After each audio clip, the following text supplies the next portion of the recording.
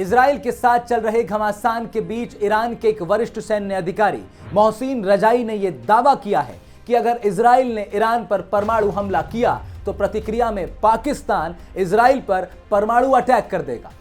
Iran के इस बयान ने दुनिया भर में इस्लामिक बम की थ्योरी को एक बार फिर से चर्चा में ला दिया है। सवाल यह है कि यह इस्लामिक बम है क्या? इस्लामिक बम की थ्योरी क्या है? ईरानी सैन्य अधिकारी ने किस आधार पर यह दावा किया है? क्या है इस दावे की सच्चाई? इसमें पाकिस्तान की भूमिका क्या होगी? क्या ईरान के समर्थन में पाकिस्तान वाकई ऐसा कर सकता है? इस वीडियो में हम इन्हीं सवालों का जवाब तलाशेंगे। सबसे पहले समझते हैं कि ये इस्लामिक बम क्या है। दरअसल इस्लामिक बम का मतलब ये बिल्कुल नहीं है कि किसी खास मकसद से कहीं कोई परमाणु हथियार रिजर्व रखे गए हैं जिसे जरूरत पड़ने पर सिर्फ इस्लामिक देश इस्तेमाल कर सकेंगे। ऐसा बिल्कुल नहीं है। अपनी वास्तविकता में इस्लामिक बम की ये टर्मिनोलॉजी महज एक विचार या एक ऐसी धारणा है जो कहता है कि पाकिस्तान का परमाणु हथियार ना सिर्फ उसकी अपनी सुरक्षा के लिए है बल्कि इस्लामी दुनिया के लिए ये एक सामूहिक ताकत का प्रतीक भी हो सकता है। इस थ्योरी को ठीक से समझने के लिए हमें इसके इतिहास से झांकते हुए वर्तमान के परिदृश्य पर भी विचार करना होगा। तो आइए शुरू करते हैं कहानी इस्लामिक बम की। दरअसल इस्लामिक बम की थ्योरी की शुरुआत 1970 के दशक में तब हुई जब पाकिस्तान ने सुस्त रफ्तार से चल रहे अपने परमाणु कार्यक्रम को अचानक काफी तेज कर दिया। वजह थी 1974 का भारत का परमाणु परीक्षण। दरअसल 18 मई 1974 को भारत ने जब अपना पहला परमाणु परीक्षण किया जिसका कोड नेम स्माइलिंग बुद्धा था, तब भारत की इस कामयाबी से पाकिस्तान बौखला गया क्योंकि वो भारत को हमेशा से अपना सबसे बड़ा दुश्मन मानता रहा है। इसी बौखलाहट में तत्कालीन पाकिस्तानी प्रधानमंत्री जुल्फिकार अली भुट्टो ने कहा था, यदि हिंदू, यहूदी, ईसाई और कम्युनिस्टों के पास परमाणु हथियार हैं तो इस्लामी दुनिया के पास एटमी हथियार क्यों नहीं है? हमें इस हालात को बदलना होगा। परमाणु हथियारों को इस्लामी एकता और प्राइड से जोड़ते हुए भुट्टो ने यहां तक कह डाला था कि हम घास की रोटी खाएंगे लेकिन एटम बम जरूर बनाएंगे। 1970 के दशक में यहीं से पाकिस्तान के परमाणु कार्यक्रम की शुरुआत मानी जा सकती है। भुट्टो के इस बयान के बाद पाकिस्तान के एक अप्रवासी वैज्ञानिक डॉक्टर अब्दुल कादिर खान ने पाकिस्तान की सरकार के पास एक प्रस्ताव भेजा।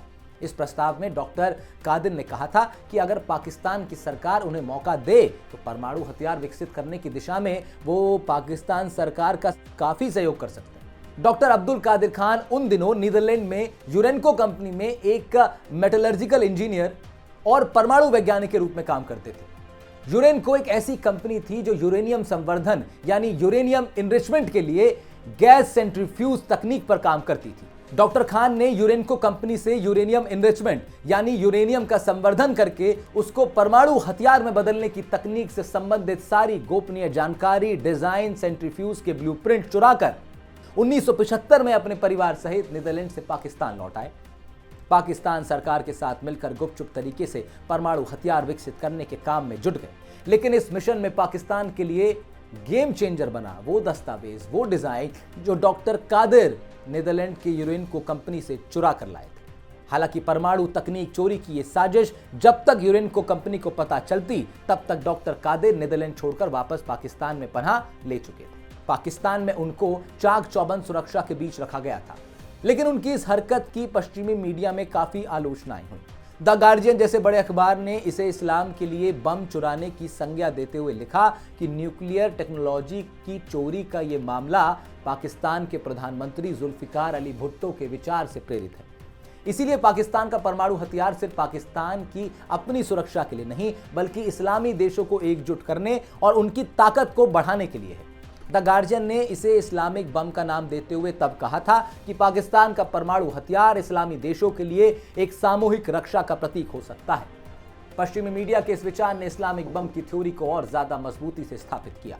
इस थ्योरी के तहत मीडिया में यह संदेह और डर भी जताया गया कि पाकिस्तान अपने परमाणु हथियारों या तकनीक को अन्य इस्लामी देशों के साथ भी साझा कर सकता है ताकि वो भी परमाणु शक्ति बन सके। इस्लामिक बम की थ्योरी को तब और हवा मिली जब सऊदी अरब, लीबिया, ईरान और उत्तर कोरिया का नाम पाकिस्तान के परमाणु कार्यक्रम के साथ जुड़ा। इस तथ्य का खुलासा तब हुआ जब खुफिया रिपोर्ट के आधार पर बीबीसी और द गार्जियन जैसे संस्थानों ने यह संकेत दिया कि सऊदी अरब ने तेल संकट के दौरान पाकिस्तान को आर्थिक सहायता और रियायती कीमत पर तेल की आपूर्ति करके अप्रत्यक्ष तौर पर पाक के परमाणु कार्यक्रम में मदद की है। इसके अलावा फेडरेशन ऑफ अमेरिकन साइंटिस्ट ने भी यह दावा किया था कि लीबिया ने भी पाकिस्तान के परमाणु कार्यक्रम को न सिर्फ वित्तीय सहायता प्रदान की थी बल्कि परमाणु हथियारों के लिए पाकिस्तान को यूरेनियम तक मुहैया करवाया था। इसके बदले में पाकिस्तान ने लीबिया को परमाणु तकनीक साझा की। 2004 में डॉक्टर खान ने अंतर्राष्ट्रीय दबाव और जांच के बाद यह स्वीकार किया था कि उन्होंने ईरान, लीबिया और उत्तर कोरिया जैसे देशों के साथ भी परमाणु तकनीकें साझा की थी। यह खुलासा उनके परमाणु प्रसार नेटवर्क के पर्दाफाश के बाद हुआ, जिसे अंतर्राष्ट्रीय परमाणु ऊर्जा एजेंसी यानी IAEA और पश्चिमी खुफिया एजेंसियों ने उजागर किया था। डॉक्टर खान के स्वीकरण से इस्लामिक बम की थ्योरी और ज्यादा मजबूती से स्थापित हुई। हालांकि इन सारे तथ्यों के बाद भी एक बहुत बड़ा तबका इस्लामिक बम की थ्योरी की आलोचना करते हुए यह आरोप लगाता है कि यह थ्योरी पश्चिमी देशों द्वारा रची गई एक डर की कहानी है, ताकि इस्लामी देशों को डर और संदेह की नजरों से देखा जाए और इस आधार पर उनके खिलाफ नीतियां बनाई जा सकें। लेकिन ईरान और इजराइल के तनाव के बीच जब ईरान के इस्लामिक रिवोल्यूशनरी गार्ड कॉर्प्स के जनरल और ईरानी राष्ट्रीय सुरक्षा परिषद के सदस्य मोहसिन रजाई ने यह दावा किया कि अगर इजराइल ने ईरान पर परमाणु हमला किया तो जवाब में पाकिस्तान भी इजराइल पर परमाणु हमला करेगा। जनरल मोहसिन रजाई के इस दावे के बाद यह बहस एक बार फिर से छिड़ गई है कि क्या पाकिस्तान वाकई अपने परमाणु हथियारों को अन्य देशों या ईरान के साथ साझा करेगा, या यह जनरल रजाई का सिर्फ एक बेबुनियाद बयान भर है। हालांकि पाकिस्तान के रक्षा मंत्री ख्वाजा आसिफ ने जनरल मोहसिन रजाई के इस दावे को खारिज करते हुए यह साफ कर दिया है कि पाकिस्तान का परमाणु कार्यक्रम सिर्फ आत्मरक्षा और क्षेत्रीय स्थिरता के लिए है।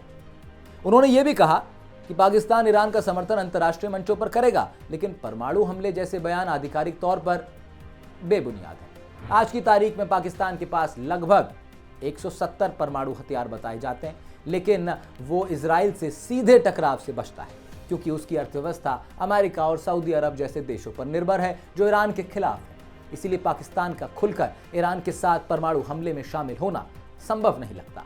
इस थ्योरी का एक हिस्सा यह भी है कि इस्लामी देश एकजुट होकर इजराइल जैसे देश के खिलाफ परमाणु ताकत का इस्तेमाल कर सकते हैं, लेकिन वास्तव में इस्लामी देशों में जो आपसी मतभेद हैं उसकी वजह से ऐसा होना भी संभव लगता नहीं है।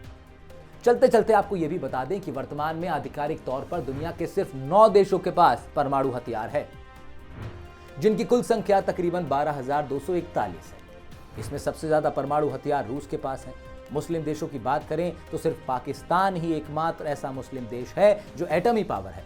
ईरान के पास अभी परमाणु हथियार नहीं है, लेकिन वो यूरेनियम संवर्धन पर काम कर रहा है और एटमी पावर बनने के काफी करीब है। रही बात इजराइल की, तो इजराइल एक एटमी पावर है, लेकिन कभी भी आधिकारिक तौर पर परमाणु हथियार होने से ना कभी इंकार ही करता है ना वो स्वीकार करता है। इस मामले में वो जानबूझकर एक भ्रम की नीति रखता है। इस जानकारी को आपके लिए लिखा था मेरे सहयोगी विष्णु शंकर ने। कैमरे के सामने मैं था राहुल भारद्वाज। जानकारी अच्छी लगी हो चैनल को सब्सक्राइब जरूर कीजिएगा। नमस्कार।